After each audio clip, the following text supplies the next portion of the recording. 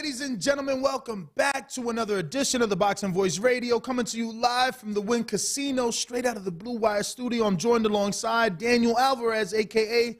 Ringwalk Danny, and today we're going to be talking about the return of Dillian Whyte taking on American undefeated heavyweight Jermaine Franklin. That fight potentially going to happen. We have in studio Troy Isley, signed a Top Rank, one of the red-hot prospects over there. Good afternoon, Mr. Alvarez. Champ, what up? Back with another one. Very excited. We got the Olympian in the building. And, I thought Dillian Whyte was fighting Hassan Rahman Jr. Yeah, hilarious. I don't think Rahman's going to enjoy that. But, yeah, no, what do you know about Jermaine Franklin? Undefeated heavyweight, signed a Salida. I know I must have seen him fight because I've definitely seen numerous of the cards that he's been on. I just can't really remember. But you can't count out, a young guy going up against a over-the-hill vet like Dillian Whyte. I asked our editor to create the thumbnail, and I told him put, the words "great comeback fight," because I think for Dillian Whyte coming off a knockout loss to Tyson Fury, the #1 heavyweight in the world, to face an undefeated heavyweight that doesn't know how to lose. The knock on Franklin is going to be inactivity. He hasn't had any consistent activity. He hasn't fought but one time since 2019. Yeah. And that was just a comeback fight. I mean, you said something about it being in a gymnasium. Oh, yeah. Back home. Now, I wonder, is it the Crunk Gym? Because I know the Salida. Nah, Gary. Gary, Indiana. Home of Michael Jackson. And I was going to say, because if it's the Crunk Gym, then it's different, because I know that Salida, who's his promoter, he puts on shows at the Crunk Gym that they're live streamed. But speaking of live stream, not only is this episode live streamed all over the world and on youtube.com/The Boxing Voice, where you should be subscribed and clicking that notification bell, but we're also taking callers at 1-425-569-5241. Don't forget, you could call us right here at Blue Wire Studios and give us your opinion not only on today's topic, but maybe something you want to let us talk about with our guest, Troy Isley. So, yeah, man, again, for Dillian, this is a good fight coming back. I mean, Jermaine has to be top 10, top 15 in someone's sanctioning body, or at least, let's check if he's top 15. In BoxRec? In America. Oh, wow. Right? I mean, top 15 American heavyweight, that's got to count for something. What you find? Oh, I'm pulling up. I got his BoxRec. He is number 56 in America. Are they really? Oh, no, that's in the world. Okay. So in America, he's 13. He's 13. Okay. So in front of him, 12 is your good friend Jared Anderson. So we don't even have to look any further. Everyone believes Jared is next up. Jermaine is right underneath. That's a good place to be. Can't talk about Jared without talking about Jermaine. So, all right. You just can't. Jared's 12. He's 13. And guess who's 14? Who? Andrew the Beast Tabiti. Good company to be in. I mean, right in front of you is the guy everybody thinks is the next guy up. Right behind you is someone that obviously had enough allure, value to not only attract Mayweather and TMT Promotions, but he got a title shot. In a whole nother country, too. He just fought in Saudi again outside of the World Boxing Super 6. So, Tabiti there, and Cassius Chaney, who just suffered his first loss to the Dominican. Shout out to my Dominican brethren, the heavyweight, George Arias. So that's not bad company. And if you want to go one above Jared, guess who's there? Guess who's back? Back again, Johnny Rice. Really? Isn't that ironic? Knowing what you know and what I know, Johnny to be number 11, Jared 12, Franklin 13, Tabiti 14. That is pretty. I should be screen sharing this. Yes, let me get a screen share, fellas. Sorry. Good job, man. Look at me being greedy with the information. But there you go. Now, you see Jerry Forrest. Let's click on this because I'm going to teach you something. This is a fight that people, I believe, thought Franklin should have lost, right? Is it Jerry? Is Franklin on here? Yep, there it is. Oh, and you see as it says split decision, loss for Jerry, but people think, obviously, Franklin lost that fight. Yes. And obviously, Jerry's been on the bad end of some decisions. As we know, he eventually ended up getting this draw with Zhang, which I think was probably justified. You know, in a 10-round fight, you get knocked down 3 times. I mean, you really got to clean house to get a win. But, yeah, man, a decent heavyweight fight for a guy named Dillian Whyte. And let's go to Dillian Whyte now, right? Because Dillian, I believe, consistently takes on top 10 opposition. And he always fighting the top guys. That's what I'm saying. He's never not fighting someone with a name. So you got to respect Whyte. And off a knockout loss, here he is taking on a young, undefeated heavyweight. I mean, how old is Franklin? I was just on his box rec, but I'm trying to get the Whyte. Whose resume is amazing. You know, he's got whatever losses he's got, but you know, to be a heavyweight that never got a title shot, this guy's been in with the world. You know, Derek Chisora, maybe like a trilogy. David Allen. Jermaine Franklin is Anthony Joshua. Brian Minto. 28. 28. So he's still young.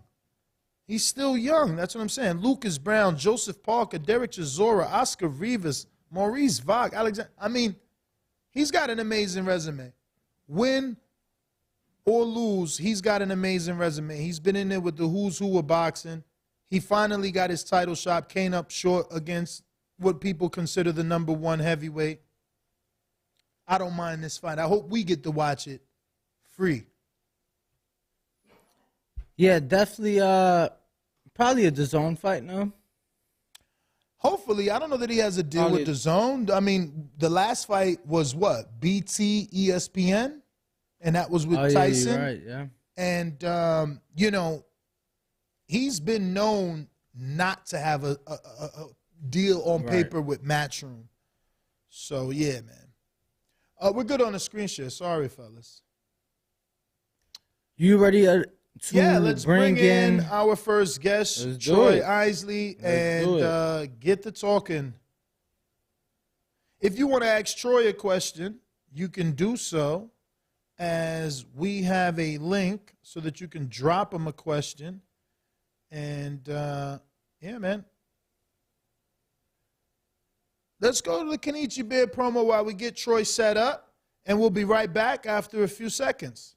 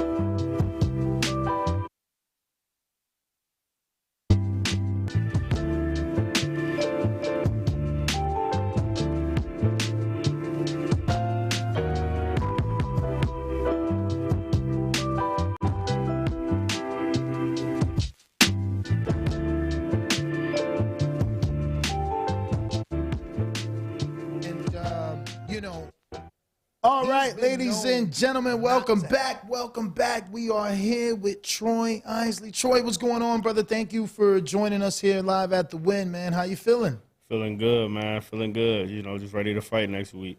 I'm just thankful that you continue to choose Las Vegas for your training camp grounds, allowing us to, you know, be in there and watch you work, man. So it's next week, man. What is a fighter going through the week before the fight?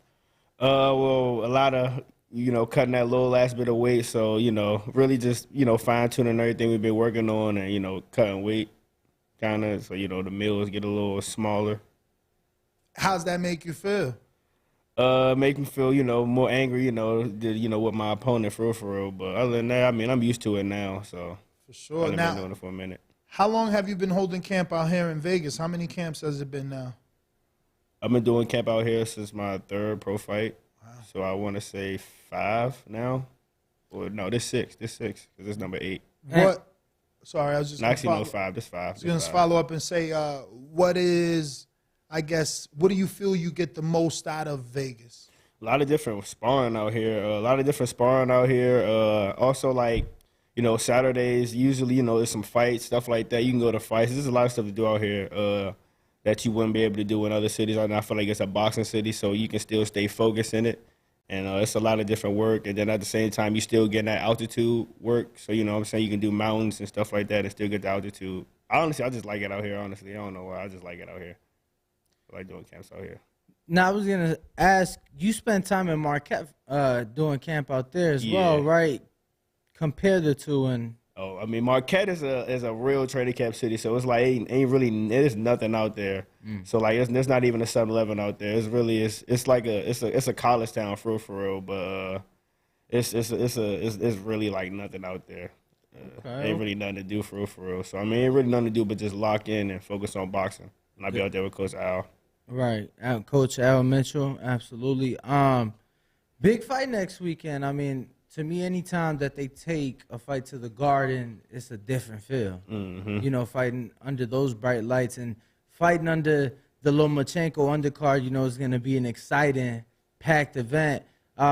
First time at the second time at the Garden. Before June 18th. Okay. So back to back, how's that make you feel? I feel good, honestly. I like, you know, fighting at the Garden. It's close to home, and it's nothing like, you know, the Garden is, you know, the big lights. So it puts a lot of pressure on you to, you know, perform. And I've been working hard this camp, and I've been getting some great sparring. I've been looking good in sparring, and I'm ready. I got a lot of family coming out as well, so because it's close to home, so I'm ready. Who you been sparring with, champ?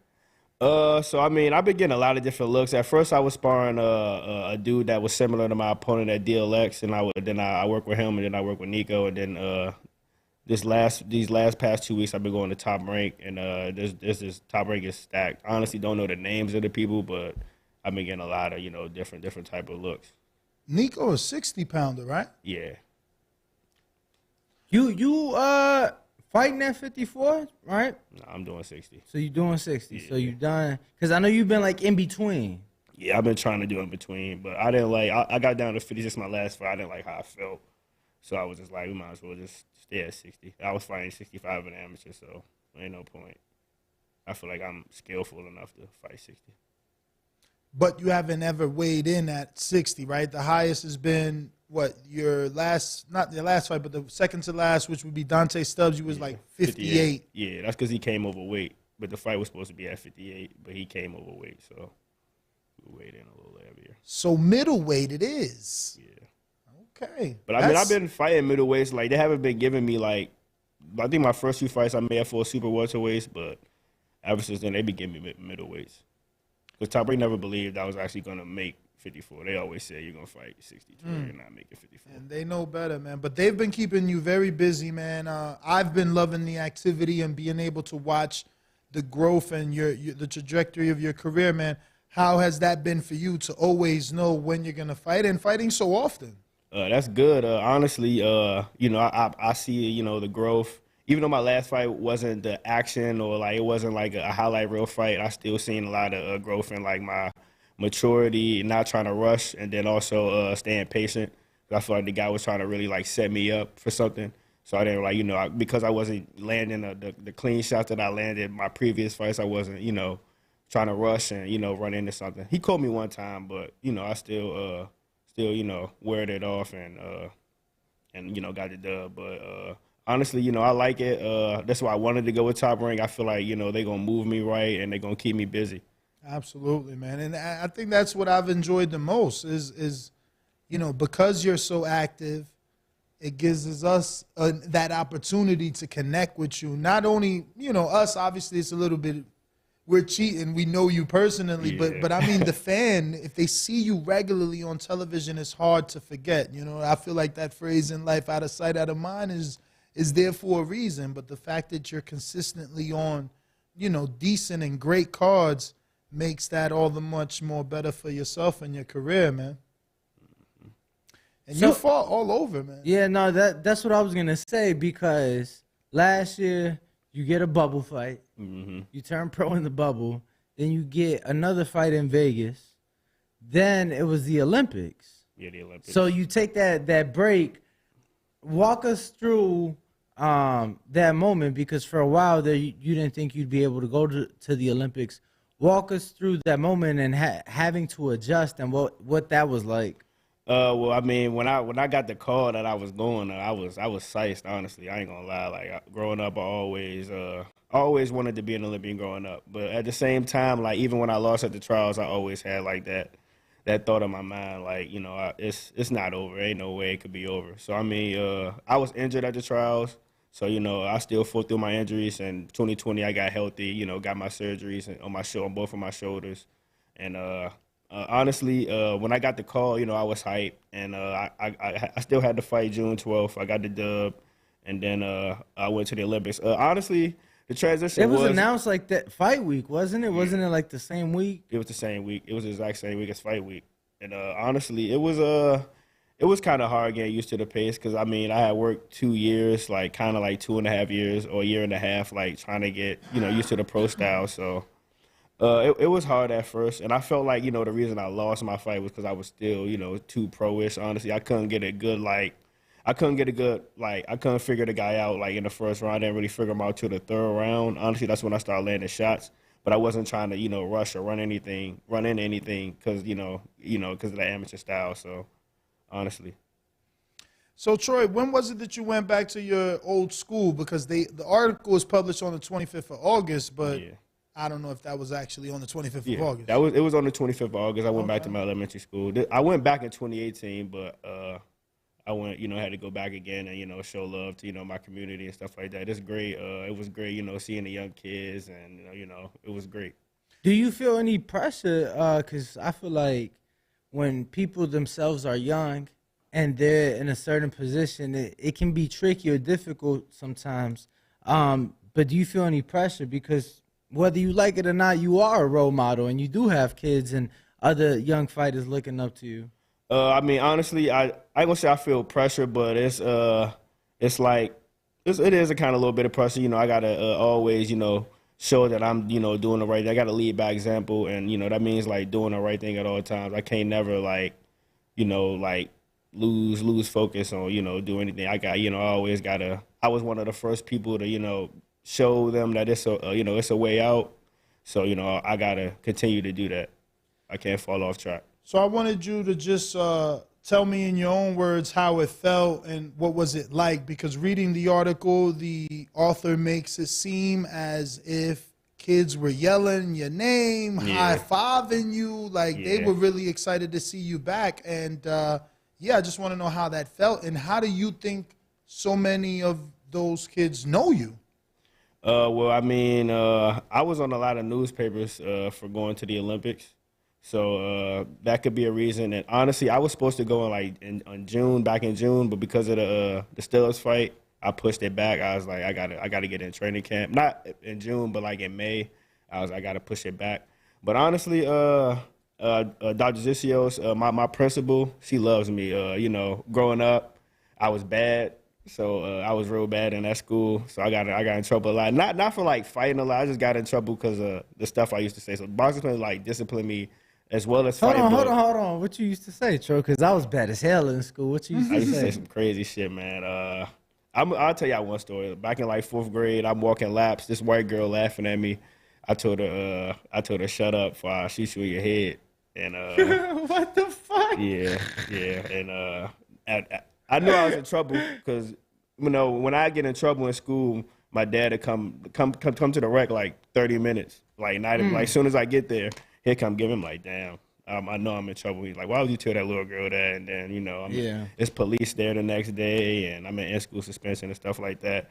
But I had a lot of stories. But my principal does a lot of work of like, getting me known in the community and, getting my name out there. So, and also my teammate Dara, my old teammate as well, she does a lot, getting my name out there, to the mayor and stuff like that. So a lot of kids, then, honestly, I didn't really, so like each fight, my stock kind of raises up. So like I'll be like just walking to the store or doing something and somebody, oh, hey Troy, and I'm like, damn, like shit, it feels good though. It feels good. Wait, so you still live in Alexandria? Yeah, I still live in Alexandria. Yeah. Okay, I didn't know you still live out there. Oh, yeah. So you just come out for camp? Okay. Yeah, I come out for camp, but I'm only there for 2 weeks, and then I try not to be home no longer than 2 weeks, and then I try to see family, do events, stop by my home gym, check on the kids, stuff like that, see how they doing, and just chill with family for real. And I'll catch up with some friends.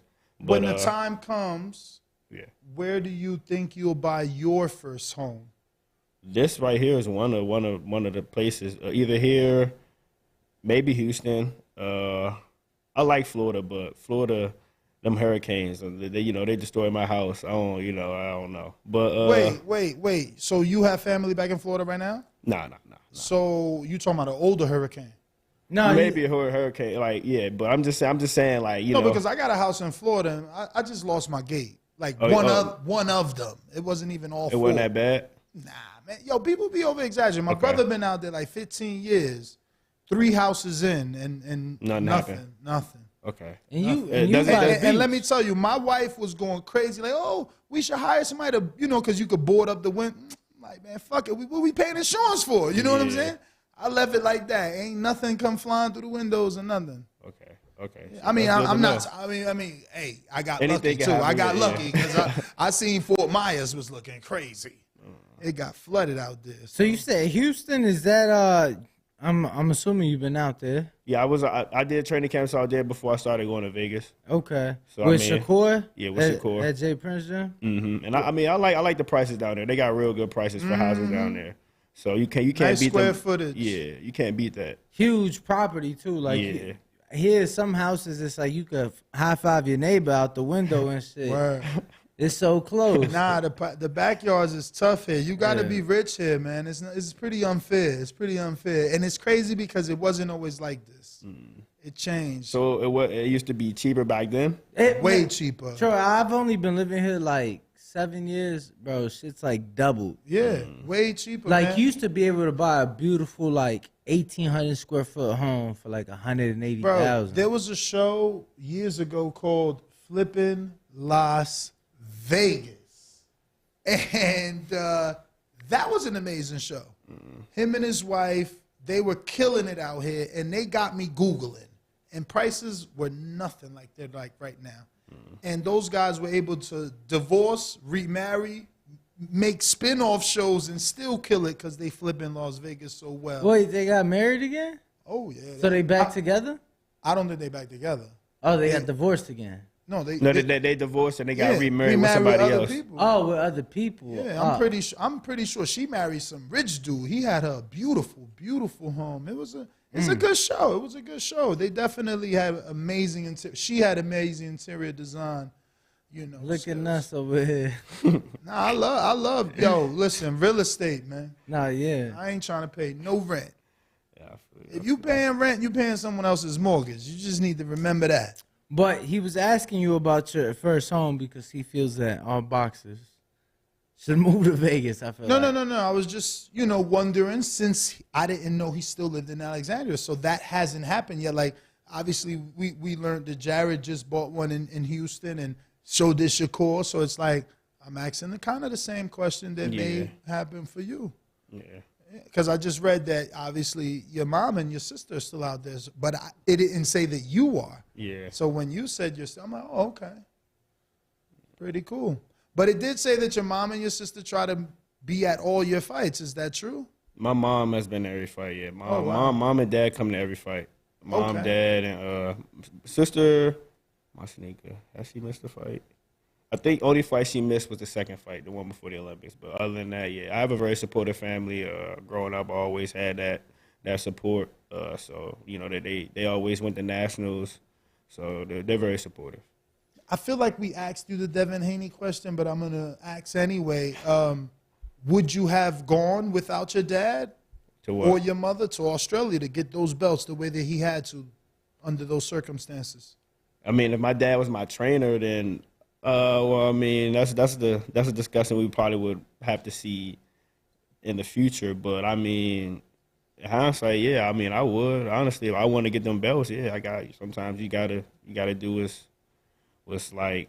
I mean, you gotta sometimes you just gotta do it. So How many yeah, I countries would. has boxing taken you to? I know the games was in Tokyo, right? Yeah, So that's one. Tokyo, Kazakhstan, Oh, wow. Bulgaria, What? like 3 different parts of Germany,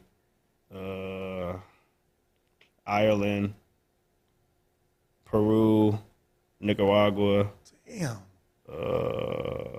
Honduras. Oh, This was all like on the USA team. wow. You're like super international. I want to say that's about it. That's all I can remember.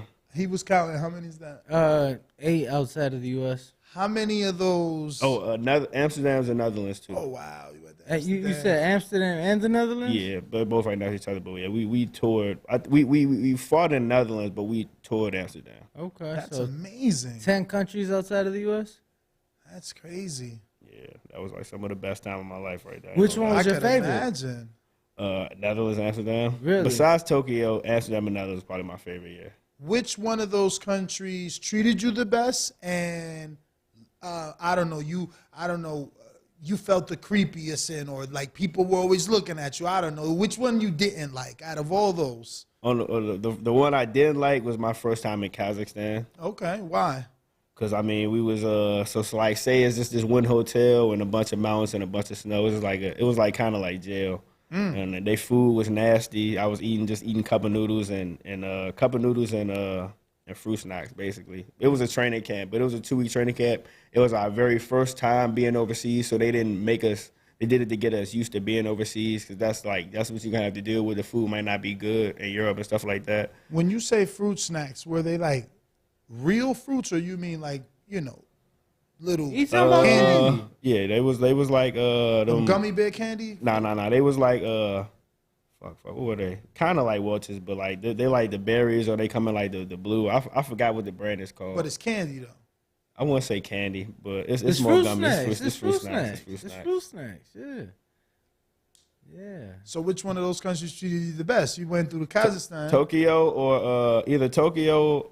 Tokyo was probably the best because they all nice, and then it's kind of like being in the future because they so up to date on all the technology. Yeah. So it's kind of like being in the U.S. like 10 years later because they so up to date on technology. But Tokyo was probably the best, and then like I said, when I was in Amsterdam and Netherlands, they gave us money, to go shopping. We touring Amsterdam, going to the outlets, stuff like that. So probably either Amsterdam or Tokyo was probably my favorite. Y'all ain't too. go to the red light district? And what? Y'all was too young.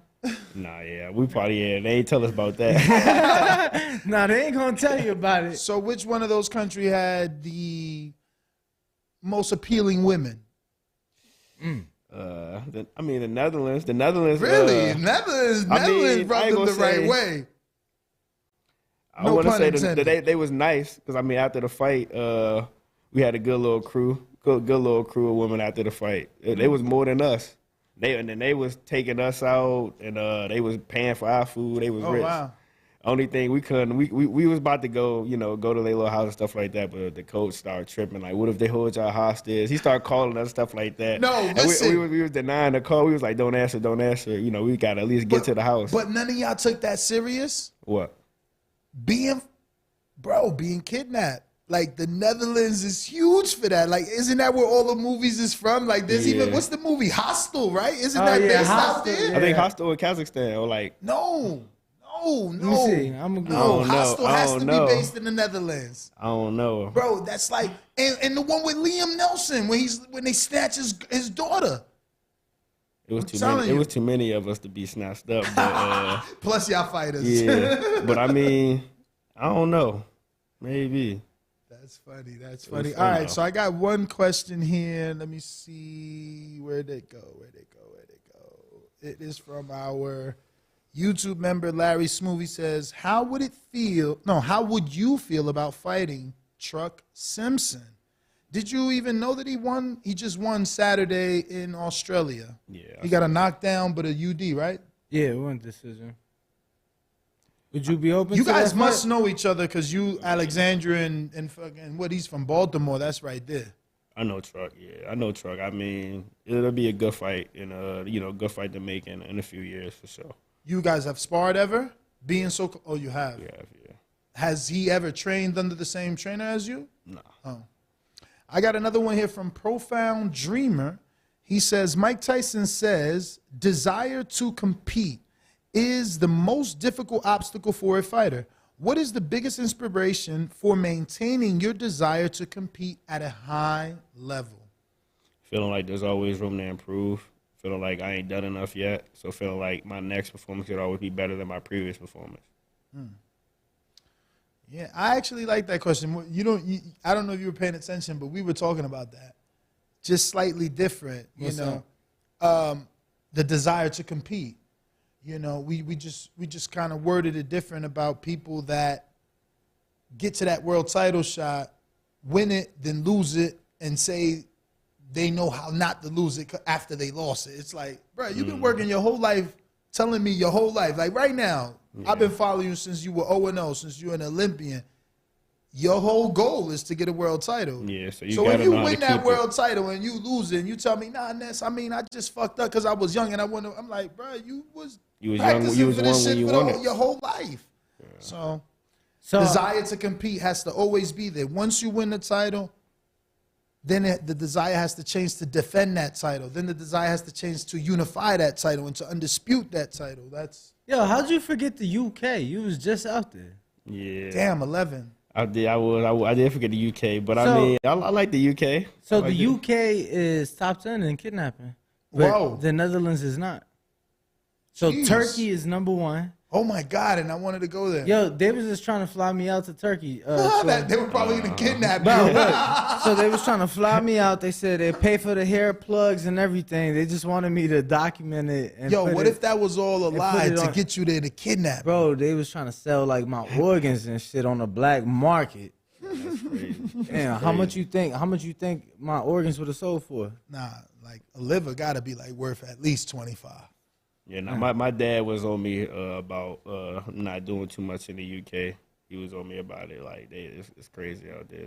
I didn't know it was that crazy with the kidnapping. Did you have fun though? I had fun. I wish I would have just seen the fight, but I had Did you go to Nando's?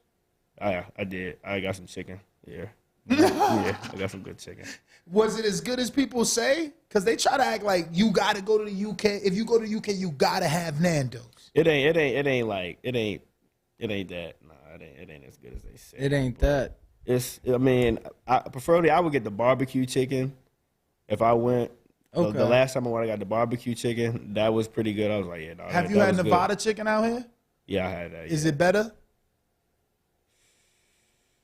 It's about the same, honestly. I like Nevada chicken a little better though. I was about to say that too. Have you gone to the one over there by Silas Gym, or you? Yeah, I went to the one by Silas Gym. Okay. Yeah. That shit fire. That's the one. Even though the other one is like way uppitier, right?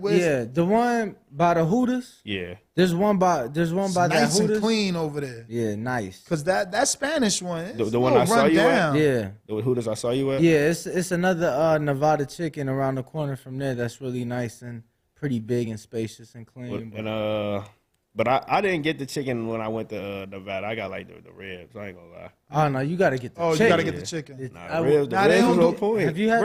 I like the ribs. I feel like I tried the ribs and it wasn't as hitting, man. It wasn't. I don't know if I've got the ribs, but I love the chicken. Yeah. Definitely love the chicken. No, the chicken good. I've tried it, but like Kay's probably got it for me, and I tried it. Speaking of chicken, who are you using during camp? I use professional athletes. Oh, okay. So they cook for you. Yeah. Oh, wow. What's the menu like? Yeah, it's kind of hard to Explain? hard to explain, but there's a lot of like protein, vegetables. They make beans. They make a lot of stuff. There's a lot Do of it stuff. taste good, or is it like, damn, it's time to go to camp? It's good. It's in camp, so I Okay. mean, it's better. It's better than just eating some regular meal prep food. Yeah, I in saw- a season I How saw, long have you been using them? since my second camp. Oh, wow. Camp. That's very early. What made you go? Because, you know, most fighters, we talk to them and then they're like 10 fights in. They're like, nah, I'm still doing it myself. Like, yeah, I cook my own food. And Yeah. why so early? What, just because of the team you're around, or? Well, honestly, I feel like I wasn't losing the weight right, and I needed a team to explain to me how to lose it right. At first, I wait till like the last minute to start like cutting weight, and it'll be a wear and tear, but it wouldn't show a fight night. But later on, if I kept doing that later on, eventually it'll show. But I just needed a team to, give me the right perspective on how to lose weight, and then also eating the right training camp food, not going out to restaurants and stuff like that, eating food. Because I was in Houston, so I was eating the wrong food. oh, you was going to turkey leg. Yeah, He hut. was getting all that soul Yo, food. he was going to the address for brunch on Sundays. Okay. Wait. So Perfecting Athletes comes to you. Well, they'll come to me so. Because you said you were in Houston, now you're in Vegas. So how do you get the food? So like they'd be out there for like Swift, or they'd be out there for somebody else, and they'd be like, "Hey, Troy, we're out here. Do you need some meal preps to be cooked?" And they'll make some breakfast, some lunch, and some dinner meal preps for me to to eat and stuff like that. So and then I'll just go pick them up. Okay. Yeah, no, I see a lot of people. How'd you get hip to that particular company?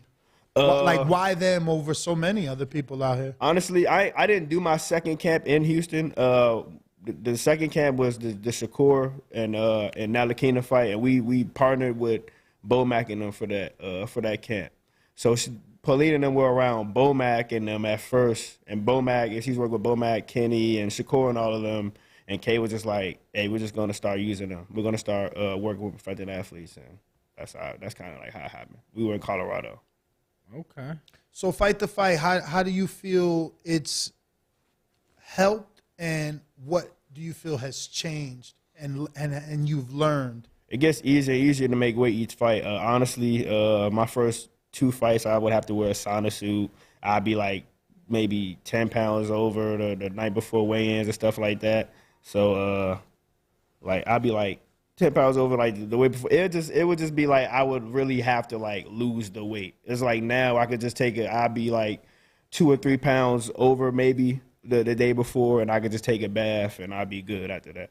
So the weight is getting lost easier. So it's not like I'm killing myself to really make that weight. For sure. I believe you've sparred Adames once, right? Yeah, I sparred Adames once last camp. What did you think of his performance? Did you think it was going to look like that? Because if you was just in there, Yeah. oh, you did think that. I didn't think it was gonna look like he was gonna do that like that early, but I thought he'd dominate, dude. I thought he would. You thought knockout. Yeah, I thought knockout. Yeah. What the fuck did I miss, bro? It's because he was in Mexico. Like, when I seen him, he looked like he was getting tired. Adames? Yeah. Okay. So I didn't think, bro, he was explosive. And Oh yeah. A lot of the times, I ain't gonna lie, when the fighters start cutting down on that weight, the energy level goes zap. So how late in camp was it? Was it late in camp? I don't know. I gotta have to start asking. All right, but or maybe he was just getting into camp, but I ain't gonna lie, like when I'm getting down that weight, my energy level is zap. So it's like you feel me? So I can see what you're saying. Yeah, he looked sensational. Yeah? He looked good. He looked real good. He looked real good. Yeah. At least I'm gonna be honest, cause I just didn't expect it. I'm like, he gonna win by decision, And then then we were told some things, We were told he was putting hands on people for this camp, so I'm like, Yes. Yeah. Yes. Which is crazy because you want to tell him so bad and realized you can't. Oh man. Not Off on air. it. Off air. Off air. But Troy, definitely we got more? Let me refresh. Let me see if anything came in. Yo, so what'd you get from Hooters that day? I'm just curious. I got some wings that day. Okay. Yeah, I got some wings. I was in the mood for some wings. Wait, so I during got some wings. camp? This was like maybe like 6 This was weeks like- out. Yeah, No. But that means that the diet plan works well if it allows you to, do certain things. I was gonna say this was at least a month ago. So. Yeah. Oh, so it was beginning of camp. We had some time. We had some time. It wasn't at the beginning of camp because I was in camp. I got in camp maybe like the mid-September, but I was in Michigan with Coach Al, so I was been in camp. It's just I got out here at the beginning of Vegas camp, basically. I got 2 questions. One of them looks like they don't know you've moved up, but we'll start with New York Bullet, who says, "What's good, champ? If you were able to have a fantasy fight with any fighter of your choice, who would it be? Blessings." Probably a fight with Canelo in the future. That would be big for sure. We got Brandon in Houston that says, "Let's say boxing had a WWE style stipulation match and you were in an I retire match where the loser had to retire. You were given 3 choices of opponents: Tim Tszyu, Sebastian Fundora, Brian Castano." Damn. I retire fight. So Castano, Fundora, and Tim Tszyu. Those are all tough ass fights. Right. Yo, Chan, you ain't see Terrell Gachet just sit fucking Tim Tszyu down, Tim Yeah. Tszyu on his ass. but he got up. That He showed got up. that Ryan Garcia adversity. So But you think Terrell hitting like Troy? Troy, you hitting harder than Terrell? I'm gonna cheat and give you my answer. I would say Tim Tszyu. I would say If Tim is around when you're fighting at that level, that means he's a big name. He's a son of a legend. That means he might have beat Charlo or had a great fight with Charlo. So Tim would be the biggest money fight. I ain't gonna say that Sebastian can't steal that. He's what? Half Mexican and half Cuban. yeah. He's He's TV. just too nice. Yeah, Seeing you too nice. Y'all right? both nice. You need A somebody. villain. Yeah, somebody got to be the bad guy. So Sebastian, that's too much. Tim Tszyu, he kind of too nice too. So But honestly, Troy, you got what you the should country do, rivalry yeah, though. but that's what you should do. Yeah. Devin just came whooped on the other countryman. I'm gonna come whoop on you, and then you pull the Bernard Hopkins in Puerto Rico. You grab the flag, and you throw it Jesus. on the ground. He's getting And you excited. throw it He's on the getting ground, excited. Troy. That's what you can't have too many nice people. I got you. All right, We so gonna I have guess to we'll be- take Tim Tszyu. Yeah, we're gonna have the PJ on standby to get up out from down under. Oh man. Nah, I would like that. The Tim Tszyu fight. Yeah, that's a good fight, and I'm sure he's gonna try. How do you think he does against Charlo? That's what I was gonna say. I'm sure he's gonna put up a good fight versus Charlo. I don't know. I ain't gonna lie. I don't know. I gotta see. So J.R. Toke says, how would he feel about fighting Fundora, as Fundora doesn't really use his reach? Yeah, but that's He because fight he's on good the at the inside. inside. Yeah, he got a good inside game. You got to watch out for them uppercuts. Word. But honestly, I feel like that would work towards my way because I like to throw a lot of body shots and I will place my shots. I throw the right shots and I throw them at the right. I place them right basically. So it would be a good fight, but it still would be it would lean towards my way. I feel like, but it'd be a good fight. Got to chop that tree down. So how long have you been working with Coach Flick? Coach Flick, I've been known Flick because I used to go to Herd camps and spar with Herd. So, but Flick, I want to say, I've been working with Flick since 2020. Since when he was down in Houston, he'd come down. So I mean, I've been working with Flick for a while. I mean, Flick got very good rapport. He's a voice that you know, he has a good voice, and he has a voice that makes he has the voice that that makes you push. He's one of the people that that can get can say, all right, come on, Troy, and he can get me to focus in and lock in and push. But I like working with Flick for sure. That's my guy. And also I ain't gonna he'll lie, let you know too when if you're not doing good, or he'll let you know. He'll keep it 100. He not no fucking yes man. He gonna let you know like you ain't looking good, bro. Like you gotta get that shit together. He gonna let you know, and that's what I fuck with too.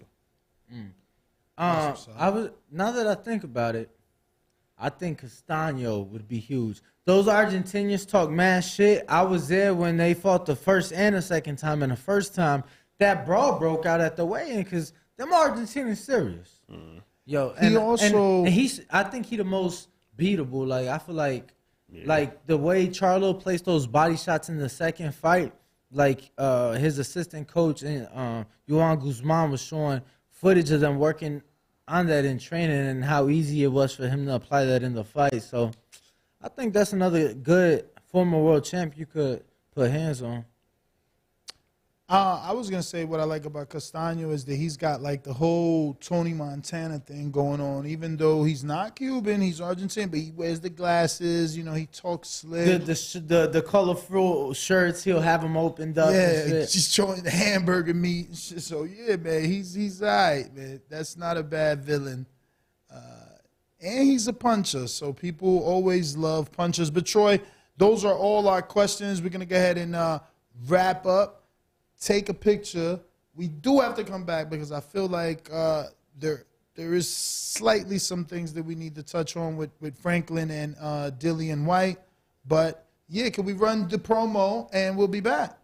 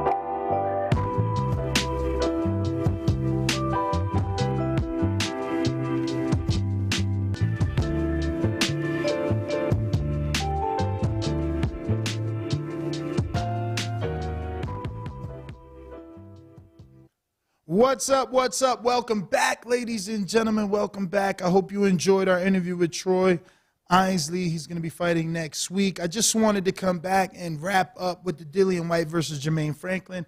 Decent top 10, top 15 fight for Dillian Whyte to come back after a big loss to Tyson Fury, where he attempted to win his first title shot. Now, I did want to remind you guys that Jermaine Franklin has put on some weight, man. Nearly 50 pounds since his last fight. And obviously, you know, when he fought Pavel Sauer, that was in 2019. So being out the ring for as long as he has, he's put on quite a bit of weight since then. And now he just got this fight in May. And hopefully that's one training camp. Factor in this next training camp for the Dillian Whyte fight, if they can finalize it, because Dimitri Salita is saying this is very close. And this is something that we've heard before. And what I mean by that is we've heard that Dillian Whyte may possibly face Jermaine Franklin. Hopefully Franklin doesn't sit around waiting if this doesn't happen and ends up falling apart. Because for him, he can't continue to sit out 3 years without a fight, man. So just to pull it up, back in 2019, he was 231 pounds. My man is 277 in May, which that fight happened in May. So you know he gained up even a little bit more, unless he was disciplined enough to go straight back into the gym and do what he needs to do. Let me just check here if we have any callers. You know, Blog Talk is open. The number to call in is 1-425-569-5241 if you want to voice your opinion on the Voice of the People hotline. And I'm checking if we got any super chats that I need to get to before we wrap up our episode here at the Blue Wire studio from the Wynn Casino. Looks like we have none to get to either. So, time to wrap it up. My name is Nestor Gibbs. Find me on Instagram and Twitter at NestGTO. Ringwalk Danny at Ringwalk Danny on all forms of social media. Catch us tomorrow morning, 6 a.m. Peace.